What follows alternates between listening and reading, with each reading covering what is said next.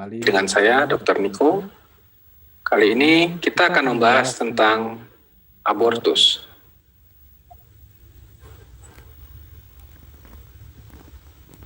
Kita ketahui angka kematian ibu di Indonesia menempati urutan ketiga tertinggi di ASEAN. Faktor penyebab tertinggi adalah perdarahan. Di sini ada perdarahan trimester 1, 2, 3, dan intrapartum ataupun postpartum. Di sini ada abortus, plasenta previa, solusio plasenta, ruptur uteri, kehamilan ektopik. Maka kejadian meningkat dari tahun ke tahun.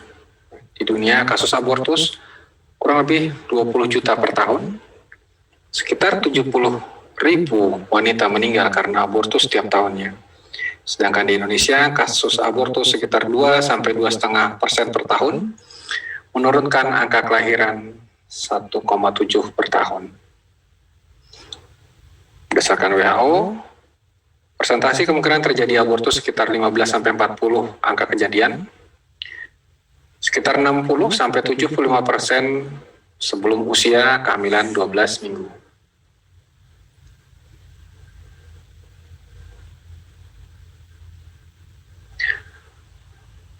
Abortus adalah ancaman atau pengeluaran hasil konsepsi sebelum janin dapat hidup di luar kandungan dengan batasan usia kehamilan kurang dari 20 minggu atau berat anak kurang dari 500 gram. Abortus iminen, abortus tingkat permulaan, di mana terjadi perdarahan pervaginam, di mana ostium uteri masih tertutup, dan hasil konsepsi masih baik dalam kandungan. Sedangkan insipien, di mana serviks sudah mulai mendatar, ostium uteri bisa telah membuka, akan tetapi hasil konsepsi masih dalam kavum uteri. Pada abortus inkomplit, sebagian hasil konsepsi telah keluar dari kavum uteri, masih ada yang tertinggal. Komplit, seluruh hasil konsepsi telah keluar dari kavum uteri dalam kehamilan kurang dari 20 minggu. Berdasarkan etiologinya, kita bagi menjadi faktor genetik, kelainan kongenital, ada autoimun. Berdasarkan etiologi yang lainnya, di sini ada defek fase luteal, ada infeksi, ada gangguan hematologi, dan adanya gangguan atau masalah di lingkungan. Berdasarkan peta konsep tadi, maka dari faktor maternal, janin, dan faktor ayah, abortus, kita lakukan pemeriksaan in speculo, lakukan laboratorium sederhana, tes kehamilan, dan lakukan USG, sehingga didapatkan di sini adanya abortus iminen, insipient, incomplete, complete, dan misabortion.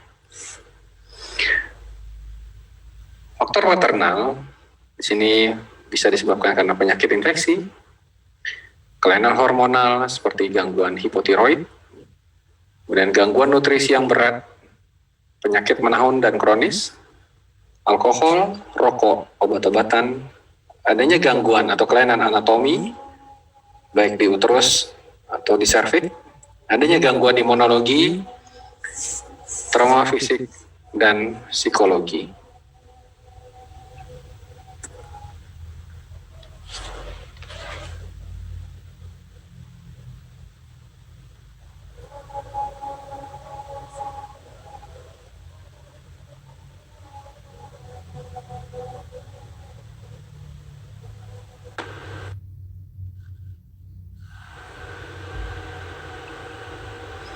Faktor janin merupakan kelainan genetik.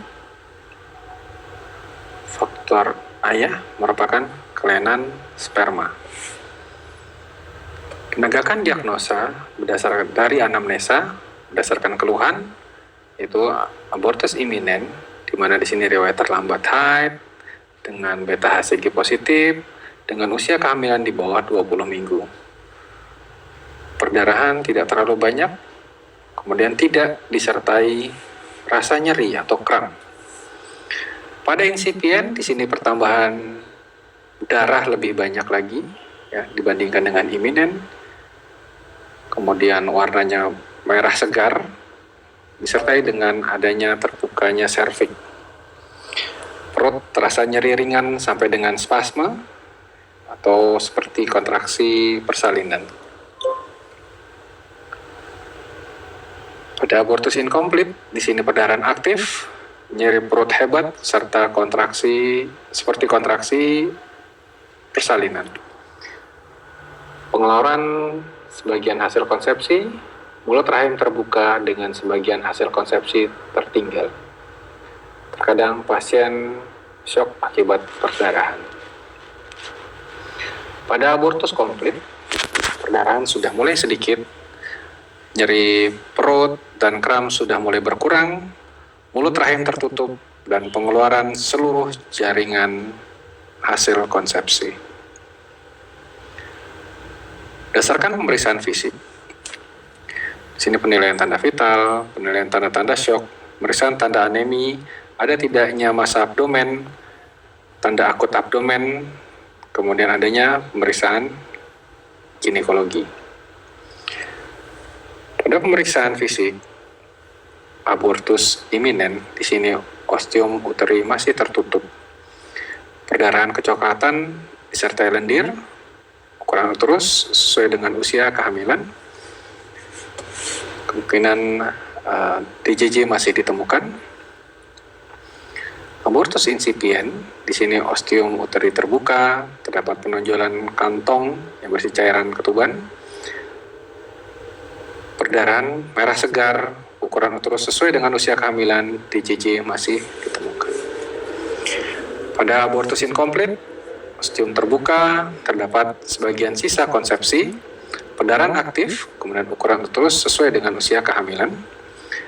Abortus komplit, ostium uteri tertutup, perdarahan mulai berhenti atau sedikit, ukuran uterus lebih kecil daripada usia kehamilan.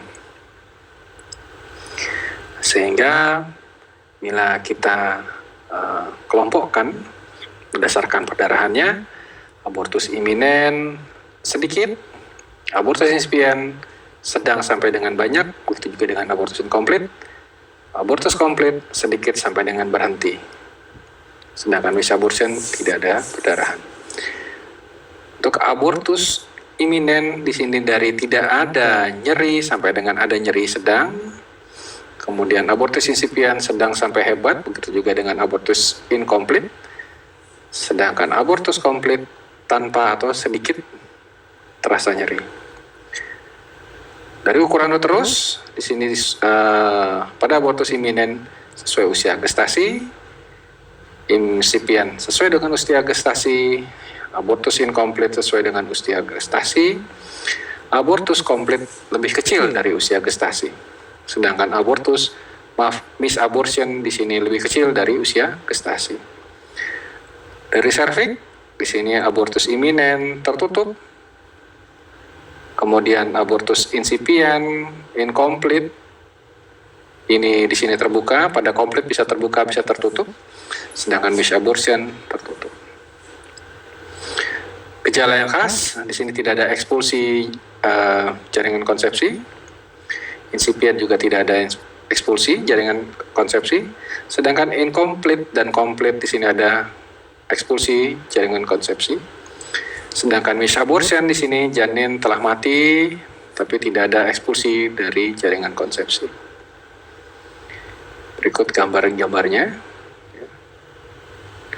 di mana ini di sini adalah abortus iminen, di mana janin masih di dalam, OUE belum terbuka, sedikit perdarahan, sedangkan abortus insipien ya sudah atau prosesnya sedang berlangsung, di mana OUE sudah mulai terbuka, perdarahan lebih banyak, sedangkan abortus inkomplit sebagian ada di dalam. Sedangkan pasien dengan miss abortion, di mana hasil konsepsinya sudah mati. Pemeriksaan penunjang di sini USG, tes kehamilan, kemudian pemeriksaan hematologi. Dari diagnosis di sini ada klinis dan diagnosa banding. Dari klinis ditegakkan berdasarkan hasil anamnesa, pemeriksaan fisik dan pemeriksaan penunjang. Diagnosa bandingnya adalah kehamilan ektopik, mola hidatidosa dan misabortion. Sarana prasarana di sini yang dibutuhkan adalah inspekulu, kemudian labor sederhana seperti tes pemeriksaan kehamilan, kemudian laboratorium sederhana pemeriksaan hematologi dan urin, ya. Kemudian ada pemeriksaan USG.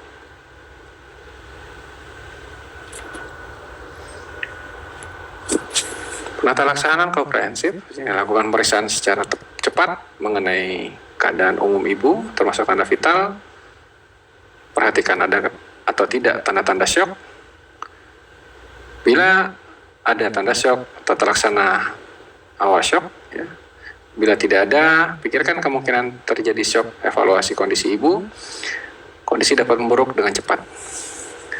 Kemudian tanda-tanda sepsis, ada atau tidak, atau adanya dugaan abortus provokatus, ya, atau abortus dengan komplikasi, ya, maka kita harus memberikan kombinasi antibiotik